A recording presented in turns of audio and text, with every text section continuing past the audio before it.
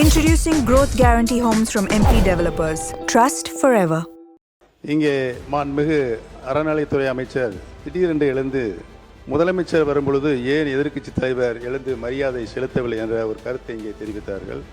இந்த அவையை பொறுத்தவரையில் மாண்புமிகு பேரவைத் தலைவர்கள் தான் வரும்பொழுதுதான் அனைவரும் எழுந்து நிற்க வேண்டும் என்ற மரபிலிருந்து விலகிச் சென்று மாண்புமிகு முதலமைச்சர் வரும்பொழுதும் எழுந்து நிற்க வேண்டும் என்று அதை மாண்புமிகு அதே நேரத்தில் புதிய மரபாக மாண்புமிகு முதலமைச்சர் வரும்பொழுது எழுந்து நிற்க வேண்டும் என்றால் இந்த அவைக்குள் மாண்புமிகு எதிர்க்கட்சி தலைவர் அவர்கள் வரும்போதும் அனைத்து உறுப்பினர்களும் எழுந்து நிற்க வேண்டுமா? அண்ணன் மாண்புமிகு அண்ணன் அவர் பார்த்தீங்கன்னா அம்மா முதல்வராக இருக்கும்போது அண்ணன் எழுந்துச்சு நிற்பார், குனிந்தபடி நிற்பார். அது தமிழகமே அறியும். சார் கேப் ஆட்டோ பைக்குன்னா ரெட் டாக்ஸி மட்டும்தான். முன்னாள் முதலமைச்சர் ஓ பன்னீர்செல்வம் அவர்கள் உட்காருங்க உட்காருங்க உட்காருங்க. மாண்புமிகு பேரவைத் தலைவர் அவர்களே உட்காருங்க. இங்கே மாண்புமிகு அறநிலையத்துறை அமைச்சர் திடீரென்று எழுந்து முதலமைச்சர் வரும்பொழுது ஏன் எதிர்க்கட்சி தலைவர் எழுந்து மரியாதை செலுத்தவில்லை என்ற ஒரு கருத்தை இங்கே தெரிவித்தார்கள். மாண்புமிகு பேரவைத் தலைவர் அவர்களே, இந்த சரித்திர முக்கியத்துவம் வாய்ந்த நம்முடைய பேரவைக்கு என்று சில மரபுகள் இருக்கின்றன. இந்த அவைக்கு பேரவைத் தலைவர்கள் அவர்கள்தான் தலைவர். பேரவைத் தலைவர் அவர்கள் வரும்போது கட்சி வித்தியாசமின்றி அனைத்து உறுப்பினர்களும் எழுந்து நிற்பது காலங்காலமாக கடைக்கப்பட்டு வருகின்ற மரபு. முதலமைச்சராக இருப்பவர்கள் இந்த அவையில் நுழைந்தவுடன் நேராக தங்கள் இருக்கைக்கு சென்று அங்கிருந்து ஒரு வணக்கம் செலுத்திவிட்டு அமர்வுதான் மரபு. ஆனால் மாண்புமிகு முதலமைச்சர் அவர்கள் அவைக்கு நுழைந்து நடந்து சென்று அங்குமிங்கும் திரும்பி வணக்கம் செலுத்திவிட்டு பிறகு தனது இருக்கையில் அமர்கிறார். இது ஒரு புதிய பழக்கமாக இருக்கிறது. மாண்புமிகு பேரவைத் தலைவர் அவர்களே, இந்த அவையை பொறுத்தவரையில் மாண்புமிகு பேரவைத் தலைவர்கள் தான் வரும்பொழுதுதான் அனைவரும் எழுந்து நிற்க வேண்டும் என்ற மரபிலிருந்து விலகிச் சென்று மாண்புமிகு முதலமைச்சர் வரும்போதும் எழுந்து நிற்க வேண்டும் என்று அதை மாண்புமிகு பேரவைத் தலைவர்கள் தான் முடிவு செய்ய வேண்டும்.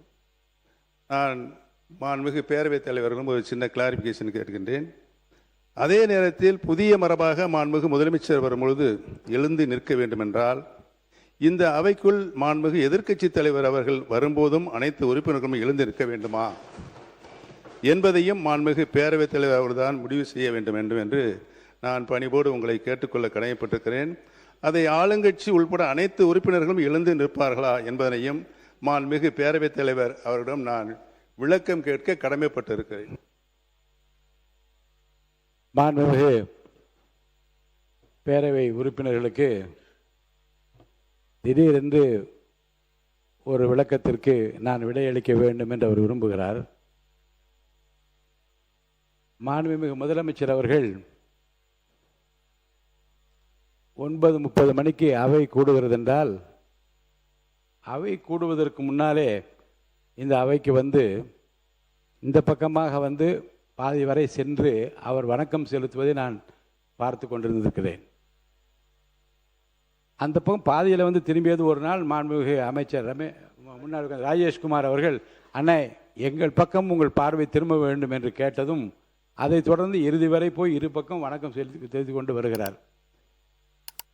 அவை கூடுகிற போது அவைத் தலைவருக்குரிய மரியாதை தான் அளிக்கப்பட வேண்டும் என்பதில் எந்த விதமான ஐயப்பாடும் இல்லை. ஆனால் மாண்புமிகு முதலமைச்சர் வருகிற போது அவை கூடுவதற்கு முன்பாக இருபக்கம் அவர் வணக்கம் தெரிவிக்கிற போது நான் பார்த்திருக்கிறேன். முன்னாள் முதலமைச்சர் மாண்புமிகு எடப்பாடி பழனிசாமி அவர்கள் கூட எழுந்து நின்று அவருக்கு வணக்கம் செலுத்தியதை நான் பார்த்திருக்கிறேன். மற்ற உறுப்பினரும் விருப்பப்பட்டவர் எழுந்து நிற்பதையும் பார்த்திருக்கிறேன். இந்த அவையினுடைய கண்ணியமும் மிகச்சிறந்த அந்த பாரம்பரியமும் ஒருவருக்கொருவர் பரஸ்பரம் மரியாதை தெரிவித்துக் கொள்வது என்பது அடிப்படையில், அதுவும் தமிழக சட்டப்பேரவையில் அவரவர்களுக்குரிய மரியாதையை கட்சியும் ஆச்சரியங்களை மறந்து மதிப்பளிக்கின்றார் என்பதுதான் நம்முடைய வரலாறு, நம்முடைய பண்பாடு என்று உங்கள் அனைவருக்கும் தெரியும். எனவே முதலமைச்சர் வருகிற போதோ எதிர்க்கட்சிகள் வருகிற போதோ எழுந்து நின்று மரியாதை தெரிவிக்க வேண்டும் என்பது கட்டாயம் அல்ல. ஆனால் அப்படி தெரிவிப்பது என்பது தமிழுடைய பண்பாடு, நம்முடைய பாரம்பரியம். அந்த கண்ணியத்தை இந்த அவையிலே காப்பாற்ற வேண்டுமா வேண்டாமா என்பதை பற்றி கூட அவர் விருப்பத்திற்கு ஏற்ப நான் விட்டு விடுகிறேன். அதை பற்றி நான் யாரையும் செய்துதான் ஆக வேண்டும் என்று கட்டாயப்படுத்த முடியாது. அவரவர்கள் கொடுக்க வேண்டிய மரியாதையை தங்கள் மனதிற்கு ஏற்ப அவர் கொடுப்பது அவருடைய உரிமை, அதன்படி செய்து கொள்ளலாம். மாண்பு நீர்வளத்துறை அமைச்சர் அவர்கள். மாண்பு பேரவைத் தலைவர் அவர்களே, எங்களுடைய முதலமைச்சர் அங்கும் இங்கும் அப்படின்ற வார்த்தையை நீங்கள் நீக்கணும் சபை குறிப்பிலிருந்து. ஏன் அதை சொல்கிறோம் அப்படின்னா, மரியாதை எல்லா சட்டமன்ற உறுப்பினர்களுக்கும் மரியாதை கொடுக்கக்கூடியவர் தான் எங்கள் தலைவர் என்பதை இந்த நேரத்தில் தெரிவிச்சுக்கிறேன். அண்ணன் மாண்புமிகு அண்ணன் அவர் பார்த்தீங்கன்னா, அம்மா முதல்வராக இருக்கும்போது அண்ணன் எழுந்துச்சு நிற்பார், குனிந்தபடி நிற்பார். அது தமிழகமே அறியும். அதுமாரி அண்ணா அவர் சொன்னார், ஒத்த முகத்துக்கோசம்தான் உங்களுக்கு எல்லாருக்குமே ஓட்டு விழுந்து நீங்கள் எல்லாருமே உட்காந்துருக்கிறீங்கன்னு. அதை அவர் ஒத்துக்கினதுக்கு அவருக்கு நான் நன்றி இந்த நேரத்தில் நான் தெரிவிச்சுக்கிறேன். நாங்கள் தான் சொன்னோம்ல, நான் டி நகர் தொகுதியிலிருந்து என்னை தேர்ந்தெடுத்தார்கள் மக்கள். நான் வெறும் 4 நாட்கள் மட்டும்தான் ஓட்டு கேட்க போனேன்.